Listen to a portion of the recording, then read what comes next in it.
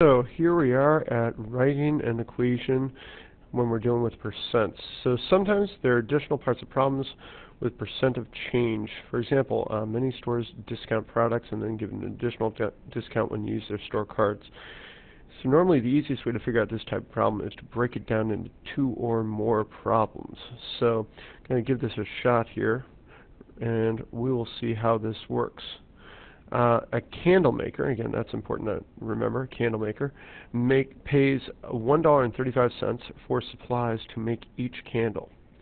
The candle maker wants to make a profit of 85 cents on each candle. What is the maximum percent of discount that the candle maker can offer while making a profit of 35 cents on each candle? Okay, so let's look at this for a second. They pay $1.35 to make each candle. They want to make 85 cents on each candle. That's the normal profit, and then they want to change it so they just end up with 35 cents on each candle. So let's add this up. So we start off with $1.35 is the amount it costs for each candle. Probably some pretty big candles there.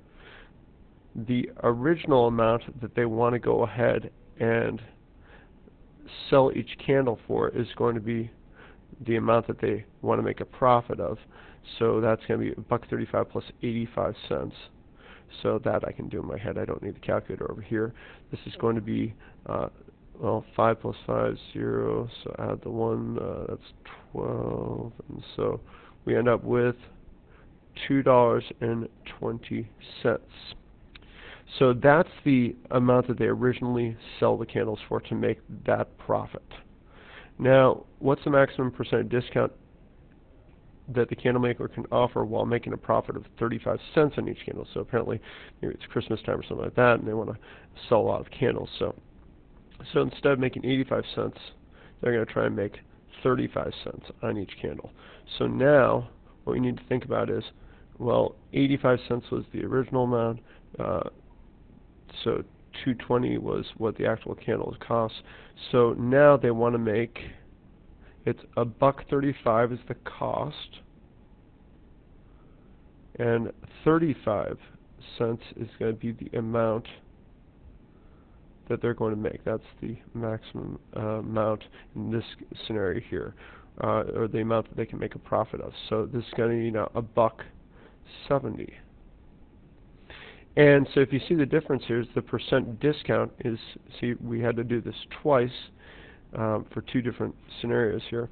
And so now we need to figure out the difference between these two, and the difference between these two is going to be 50 cents. 220 minus 170. So that's the difference. What's the original amount? The original amount is going to be 220. That's going to be equal to right there, and now we've got our cross multiplication thing all set up. So now all we're going to have to do is plug it in here and see what happens. 0.50 times 100 is equal to, and then divide that by $2.20, and you end up with the amount there that they said that they can make an actual living with. So that's going to be 22.7272 and so on. So let's round that off. So it's going to be about 22.7%.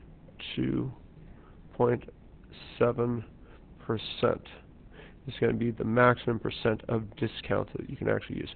So again, sometimes this just ends up being something where it seems more complex than it actually is. Once again, remember, we are talking about this guy right here. He is a candle maker. So remember that for the activity tomorrow. So thanks and bye.